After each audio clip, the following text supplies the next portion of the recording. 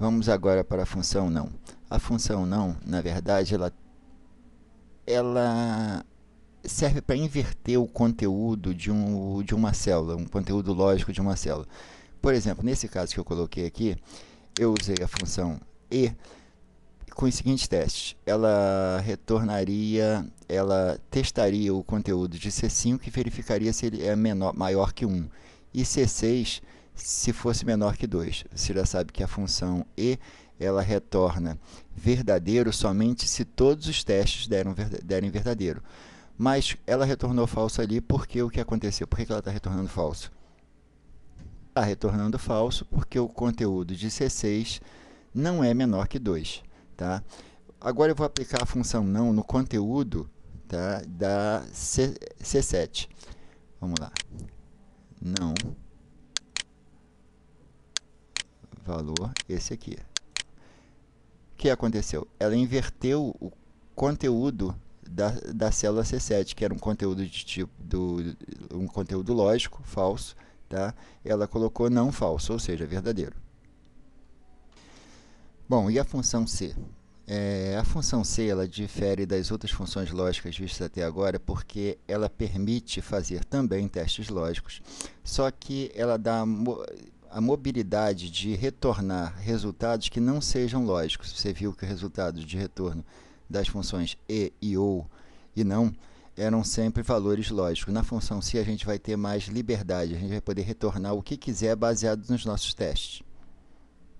A função C, ela pede 3 argumentos, tá? Ela funciona da maneira como está colocada aí. Ela pede, o primeiro argumento é o teste que você quer fazer, e o segundo é o resultado desse teste, caso ele seja verdadeiro.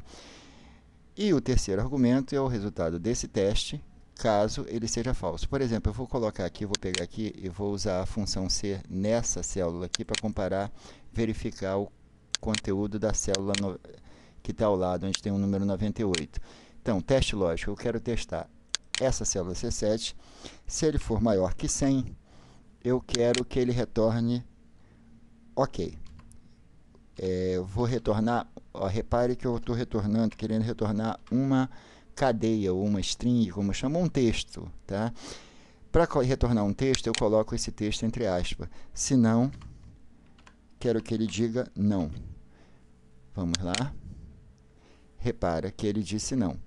Quando isso aqui for 101, OK. Agora eu vou dar um exemplo da função C para verificar se o conteúdo de uma célula está vazia.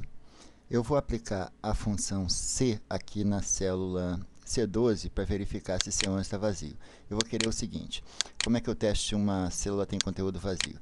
Eu faço C, o conteúdo dessa célula é igual a duas aspas, abre e fecha aspas, significa uma string ou texto vazio, valor se verdadeiro. Se tiver vazio, eu quero que ele escreva o seguinte, escreva seu nome. Fecha a aspa, porque para finalizar o texto, e valor se falso. Eu quero que ele não escreva nada, ou seja, coloco, abre e fecha aspas. Então está aqui. Então, como está vazio, ele está pedindo, escreva seu nome. Uma vez que eu coloco o nome ali em cima, ele tira a mensagem. Que nós vimos nessa aula condições lógicas e operadores e etc. Vamos aproveitar para explicar, mostrar que a gente pode também formatar uma célula baseada numa condição. Eu preparei aqui uma planilha em que eu tenho aqui cotação de ações, por exemplo. Aqui eu tenho nessa linha 4, eu tenho aqui o fechamento do dia anterior e a última cotação. Na linha 5, em D5, eu tenho uma fórmula que calcula a variação percentual entre o preço da última cotação e o dia de ontem. Posso mudar o formato da célula em D6 conforme a ação estiver em alta ou em baixa. Eu faço isso da seguinte maneira, eu venho aqui em formatar, formatação condicional. Bom, eu quero o quê? Eu quero que o valor dessa célula que eu estou apontando, quando ela for menor do que zero, eu quero que ela mude o formato dessa célula para a cor vermelho. OK? Aí eu posso adicionar uma segunda condição. Caso ela seja maior ou igual a zero, eu quero que esse formato seja exibido na cor verde.